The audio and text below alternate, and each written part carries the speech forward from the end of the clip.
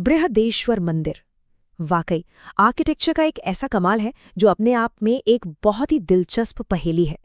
एक ऐसा अजूबा जो आज भी बड़े बड़े इंजीनियरों और इतिहासकारों को सोचने पर मजबूर कर देता है। और यही वो सवाल है जो इस पूरी कहानी के बिल्कुल सेंटर में है। जरा सोच कर देखिए, आज से 1000 साल पहले जब कोई मॉडर्न टेक्नोलॉजी नहीं थी, तब इतनी बड़ी, इतनी शानदार इमारत आखिर खड़ी कैसे की गई? 80 टन, ये सिर्फ एक नंबर नहीं है, बल्कि यही वो वजन है जो इस मंदिर को बनाने के पीछे छिपे सबसे बड़े राज की चाबी है। हाँ, बिल्कुल सही सुना।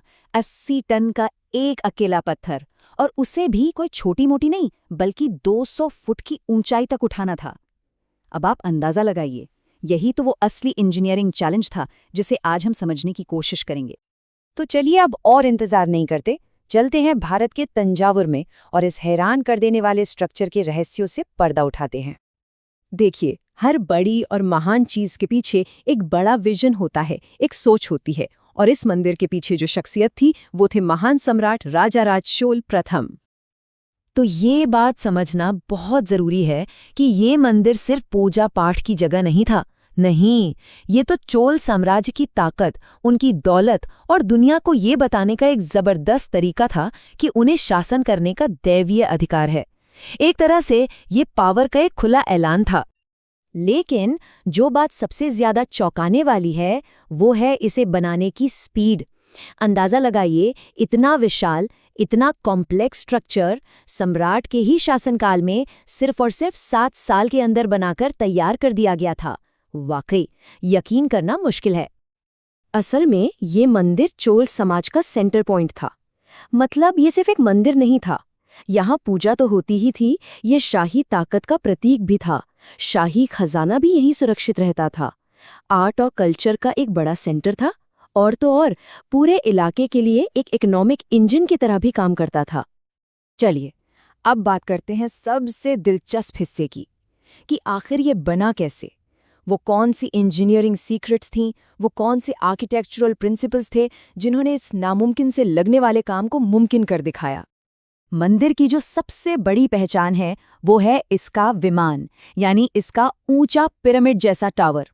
और हाँ, ये बाद में बने मंदिरों के बड़े बड़े गेटवे, जिन्हें गोपुरम कहते हैं, उनसे बिल्कुल अलग है। यहाँ सारा फोकस मेन टावर पर है, गेट पर नहीं। इसे बनाने की जो टेक्निक थी वो बहुत ही क्लेवर थी। सोचिए, बिना किसी आर्च या मेहराब के उन्होंने बस पत्थर की लेयर्स को एक के ऊपर एक रखा, और हर नई लेयर को पिछली वाली से थोड़ा सा, बस थोड़ा सा अंदर की तरफ खिसकाते गए, और बस इसी सिंपल से तरीके से धीरे धीरे ये पिरामिड जैसा शेप बनता चला गया। और जिस पत्थर से ये बना है वो भी कोई आम पत्थर नहीं है, ये ग्रेनाइट है, जो बहुत ही हार्ड और भारी होता है। जरा सोचिए कि उस पत्थर को खदानों से निकालने, उसे ट्रांसपोर्ट करने और फिर उसे तराशने में कितनी मेहनत, कितना मैन पावर लगा होगा। इसकी तो हम सिर्फ कल्पना ही कर सकते हैं। और अब आते हैं उस $1 मिलियन क्वेश्चन पे, कि वो 80 टन का भारी भरकम पत्थर आखिर मंदिर के शिखर पर उतनी ऊंचाई पर पहुंचाया कैसे गया। अब देखिए, इसको लेकर कई कहानियां हैं। कुछ किस्से कहानियों में कहा जाता है कि हाथियों की फौज थी, एक 7 किलोमीटर लंबा रैंप बनाया गया था। काफी ड्रामेटिक लगता है सुनने में, लेकिन जब हम इंजीनियरिंग के नज़रिए से देखते हैं तो लगता है कि मिट्टी के ढलान बनाए गए होंगे, जिन पर रोलर्स का इस्तेमाल हुआ होगा, पुली और विंच जैसी चीज़ें यूज़ की गई होंगी। और ये भी हो सकता है कि वो मुकुट एक टुकड़े में ना होकर कई टुकड़ों में ऊपर ले जाया गया हो।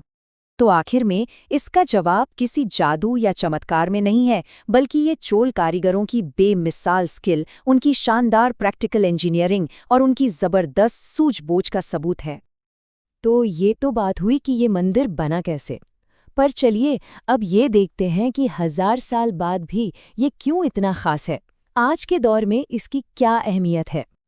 देखिए, ये मंदिर सिर्फ पत्थर की एक इमारत नहीं है, ये तो धर्म, राजनीति, कला और इतिहास का एक जीता जागता संगम है।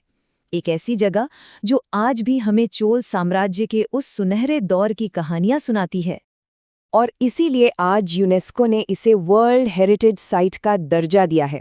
और ख़ास बात यह है कि ये सिर्फ एक पुराना मॉन्यूमेंट बनकर नहीं रह गया है, ये एक लिविंग टेम्पल है, एक जीवंत मंदिर, जहां आज भी पूजा होती है और परंपराएं ठीक वैसे ही निभाई जाती हैं जैसे सदियों पहले निभाई जाती थी। और अंत में एक सवाल जो ये मंदिर हम सबके सामने खड़ा करता है। ये मंदिर तो 1000 साल तक टिके रहने के लिए बनाया गया था और वो आज भी खड़ा है।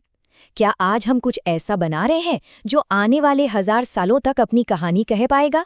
सोचने वाली बात है।